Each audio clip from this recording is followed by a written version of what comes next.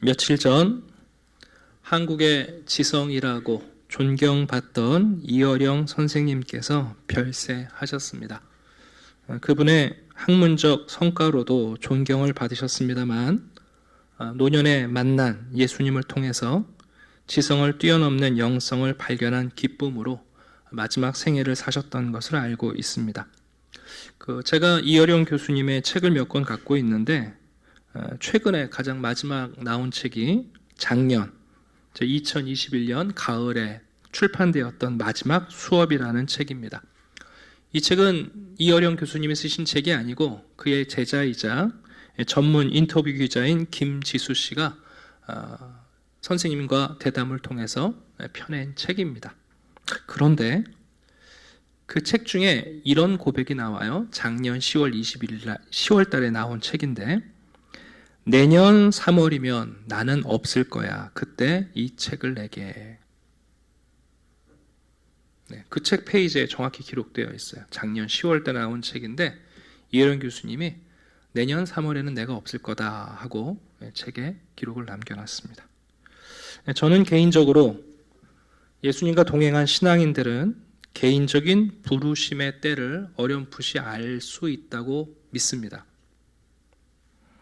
선생님 역시 이런 사인을 그리고 확신을 가지셨던 것 같고, 오늘 본문을 보시게 되면 바울 역시 이제 이 에베소를 떠나서 예루살렘을 거쳐 로마로 가는 자신에게 남겨진 여정 이후에 다시 에베소로 올 수 없음을, 자신이 개척하고 자신이 양육했던 성도들을 다시 볼 수 없다는 사인 그리고 확신을 가졌던 것 같습니다. 그래서 우리는 오늘 바울의 고별사를 읽었습니다. 이 고별사에는 바울의 순교자적인 태도 그리고 개인적인 확신이 담겨 있습니다. 바로 예수님을 사랑하고 예수님의 몸된 교회를 사랑하는 바울의 헌신이 아주 강력하게 표현되어 있습니다. 다음 주에도 이 말씀을 나누어서 보겠습니다만, 오늘은 우리 교회 설립 40주년이기 때문에 본문의 내용을 아주 일목요연하게 전하려고 합니다. 오늘 본문을 보시면 바울은 먼저 지나온 길을 생각하고 그리고 앞으로 달려갈 길을 생각하고 있습니다. 여러분들도 지나온 길을 추억해 보시고 여러분 앞에 계속해서 달려갈 길을 한번 생각해 보시겠습니까? 중요한 것은 바울이 생각했던 길은 영어로 좀 구별이 되는데 코스가 아니라 레이스입니다. 종종 인생을 살아가는데 그냥 자기의 코스를 따라 걸어가는 사람들이 있고요. 똑같은 코스를 걷는 것 같은데 여러분 인생의 경주처럼 살아가는 사람이 있습니다. 바울은 지금까지 코스대로 왔고 앞으로도 코스대로 걸으려는 사람이 아니라 그는 지금까지 경주해 왔고 앞으로도 경주를 할 태도를 보여줍니다. 여러분, 대체 어떤 사람이 그냥 길을 따라 살고 어떤 사람이 인생을 경주하며 살까요? 교회 안에서 그냥 교인으로서 순탄하게 지내는 분들이 있고 신앙에 경주를 하는 사람들이 있단 말이에요. 여러분, 대체 무엇이 그 차이를 만들까요? 오늘 본문을 보시면 그것은 한 단어인데요. 바로 사명입니다. 사도 바울은 주께 받은 사명 때문에 지금까지 경주를 했고, 그리고 자신 앞에 무엇이 기다리고 있든지 간에 기꺼이 그것을 직면하고 자신이 이 경주를 완주해야 한다고 그는 분명하게 선포하고 있습니다. 바울은 이렇게 얘기합니다. 내 앞에 결박과 환난이 기다린다. 예언자적인 경고를 계속 들었습니다. 사실 여러분, 우리가 내일의 위기를 모르면 다 큰 소리 칩니다. 베드로처럼 제자들처럼 예수님 가시는 곳 저도 죽기까지 따릅니다. 다 큰 소리 칩니다.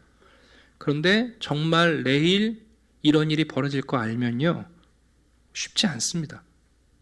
근데 여러분, 바울은요 성령께서 분명히 말씀하시기를 네 앞에 결박과 환란이 기다린다는 말씀을 들었습니다. 그럼에도 바울은 자신의 사명을 포기하지 않습니다. 여러분, 사명을 붙잡고 살아가는 것은 투철한 사명감에서 오는 것이 아니라 성령에 매여서 나타나는 현상입니다. 여러분, 사명을 이루는 것은 그저 우리가 사명감이 충만해서 하는 게 아니라 성령에 매일 때 그게 가능합니다. 오늘 본문을 보시면 성령에 매인다는 것이 무엇인지 세 가지로 소개합니다. 성령에 매인 사람은 첫 번째, 자신이 받은 사명을 반드시 의식하고 살아가게 되어 있습니다. 성령께서, 예수의 영이신 성령께서 주님이 우리에게 맡기신 사명을 자꾸만 계속해서 잊지 못하게 우리로 하여금 의식하게 만드십니다. 성령에 매인 사람은 두 번째로 그 사명을 이행하고자 날마다 굳게 결심합니다. 안 그러면 애통하시는 성령이 우리를 불편하게 하시거든요. 우리의 신앙 양심이 어렵거든요. 무엇보다 성령에 매인 사명이 있는 사람들은 내 앞에 주어진 장애물들을 대수롭지 않게 여깁니다. 그게 여러분 성령에 매인 사람입니다. 성령 충만하다는 것은 예수로 충만한 것이요, 성령에 매였다는 것은 예수가 우리에게 맡긴 사명을 잊지 않는 것입니다. 그 사명이 우리를 코스대로 걸어가게 하지 않고 레이스를 달리게 만듭니다. 지난 40년을 우리는 걸어왔고요, 앞으로 또 나아갈 겁니다. 지나간 길과 앞으로 걸어갈 길을 무엇으로 연결하는가? 사명으로 연결할 때 우리는 이 경주를 멈추지 않게 됩니다. 바울에게 사명은 그때 방향을 바꿀 수 있는 키가 아니었습니다. 여러분, 사명이라는 거 그때 상황에 맞추어 방향을 바꾸는 키가 아니라 폭풍이 아무리 몰아쳐도 결코 방향을 바꾸지 않는 나침판의 바늘과 같은 겁니다. 바울은 이 길이 즐거운 길이기 때문이 아니라 자신에게 주어진, 맡겨진 사명이기 때문에 그 의무를 행하고자 간절히 열망했습니다. 그리고 디모데후서 4장 7절을 보게 되면 바울은 드디어 이 사명을 완료하고 이렇게 선포합니다. 나의 달려갈 길을 마쳤다. 그는 코스를 더 이상 걸어갈 길이 없다는 게 아닙니다. 완주한 겁니다. 경기를 마친 경주자입니다. 오늘 본문에서 우리는 사도 바울이 지나온 삶과 주어진 미래의 길을 연결하는 사명을 발견합니다. 40주년을 맞이하는 오늘 우리 사랑하는 한샘교회 성도님들도 지나간 길을 한번 생각해 보시고 이제 앞으로 또 새로운 길을 출발할 터인데 그 길을 연결하는 성령의 매인 사명감이 여러분에게 있기를 주님의 이름으로 축원합니다. 두 번째입니다. 바울은 에베소의 장로들을 불러다 놓고 이렇게 말합니다. 내가 모든 사람의 피에 대하여 깨끗하다. 이거 여러분 책임을 전가하거나 핑계대고 있는 얘기가 아닙니다. 왜 바울이 아시아에 있는 모든 사람들의 피에 대하여 내가 깨끗하다고 말했냐면 그것은 이방인에게서든지 유대인에게서든지 간에 바울은 거리끼지 않고 하나님의 뜻 전체를 전했기 때문입니다. 종종 여러분 이거 오해하시면 안 됩니다. 바울이 아시아에 있는 수많은 영혼들에 대하여 나는 그들의 피에 대하여 깨끗하다라고 말한 것은 그가 열심히 많은 사람을 만났기 때문이 아닙니다.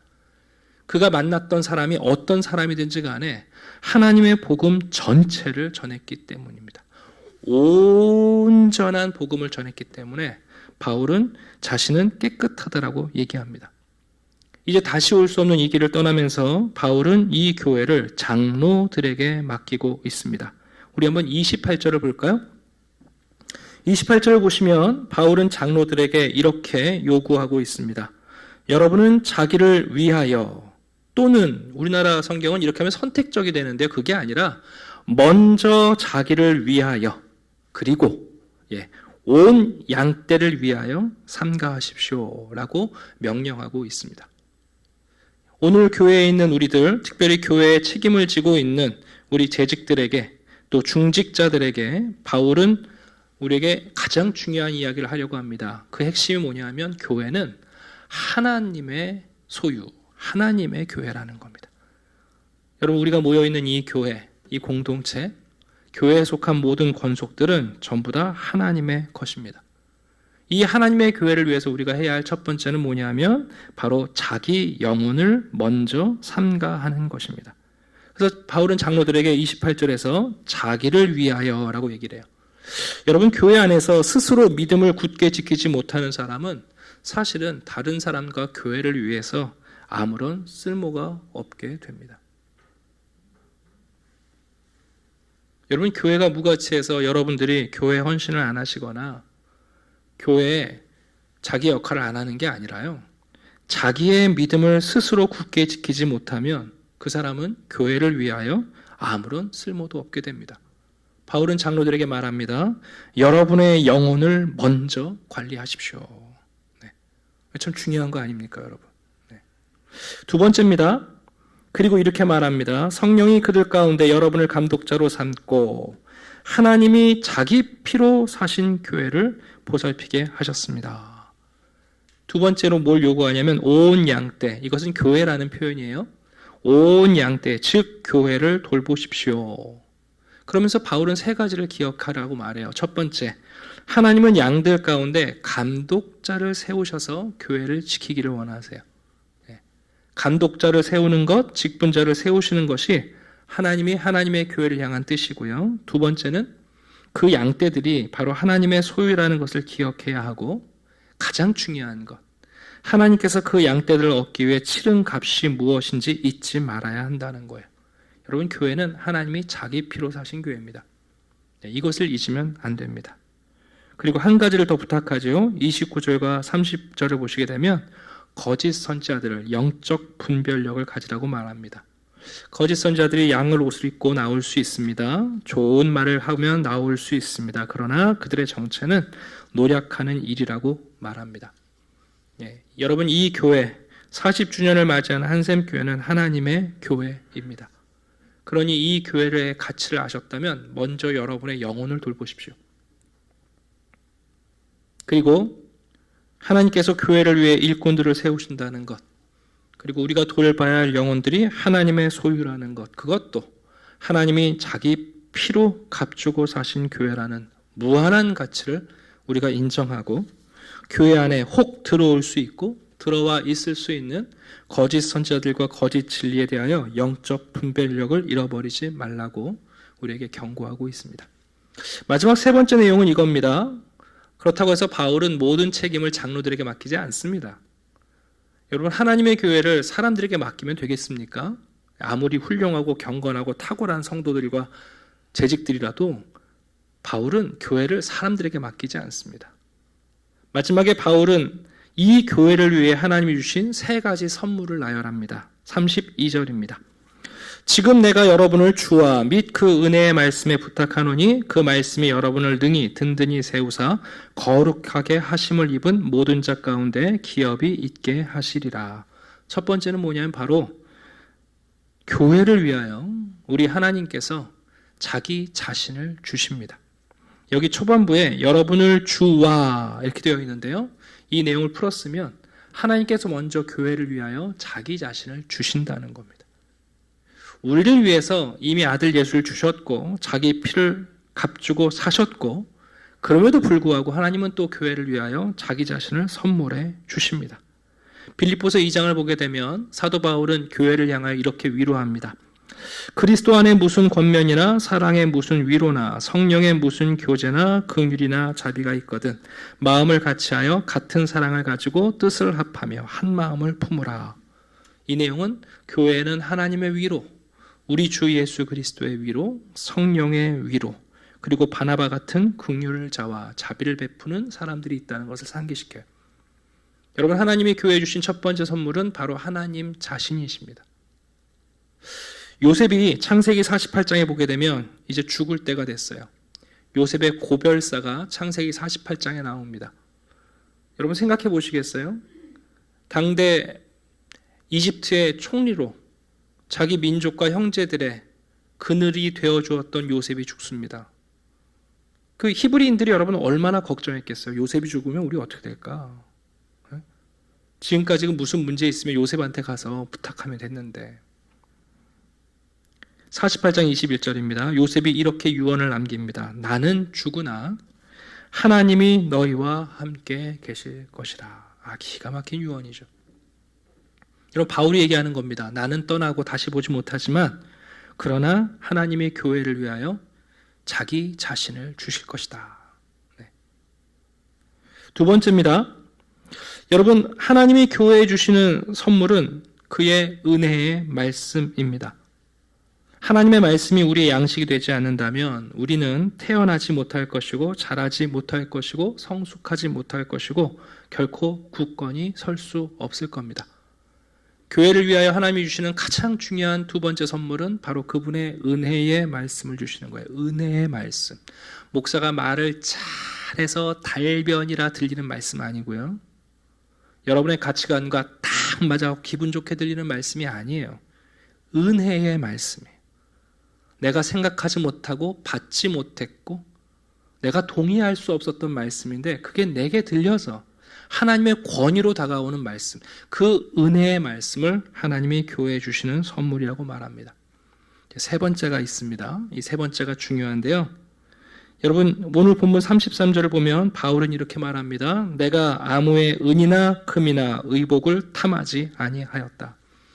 여러분, 교회에 주시는 세 번째 선물은 뭐냐면 바로 사욕을 쫓는 일이 없다는 겁니다. 여러분, 이게 교회의 선물이라고 생각해 보신 적이 있으세요?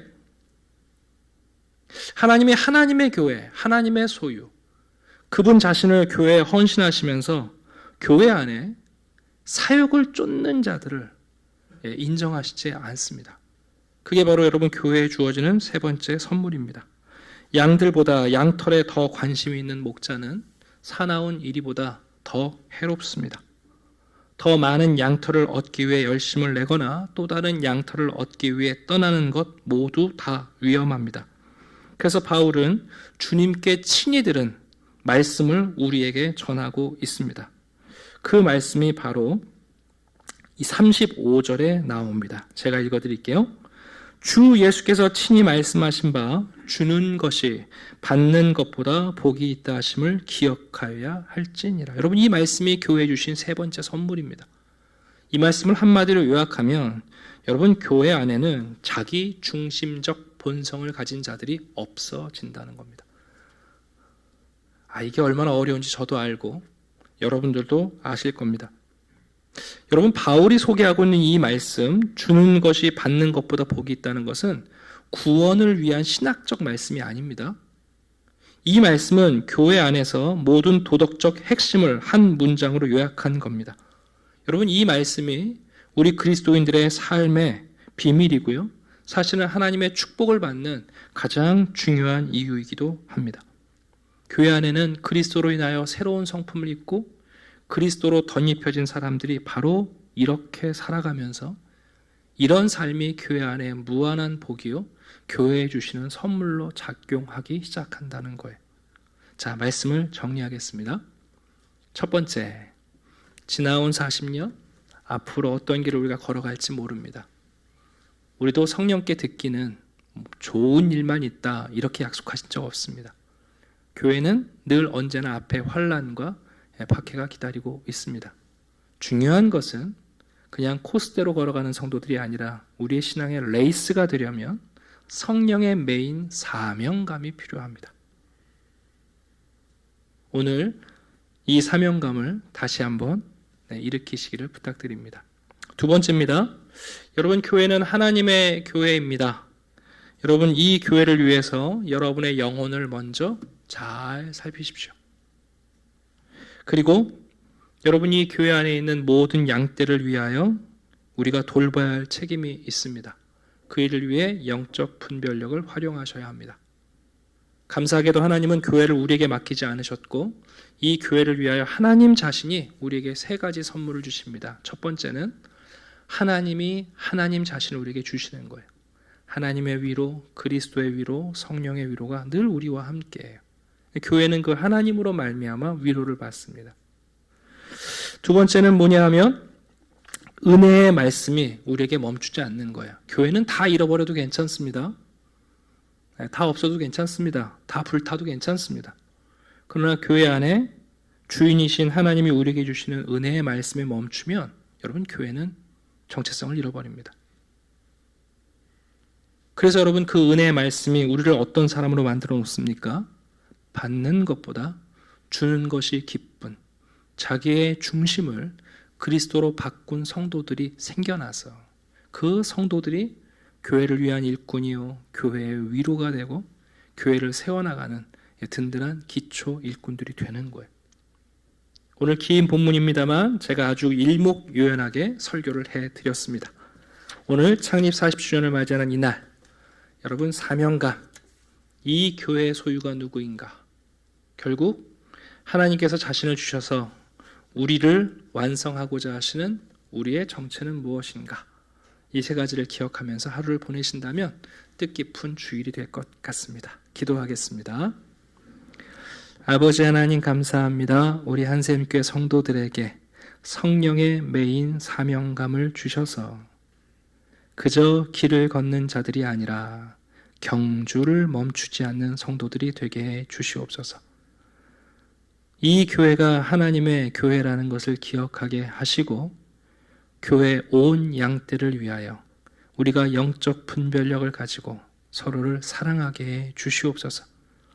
오늘도 하나님이 하나님 자신을 우리에게 주시니 감사합니다.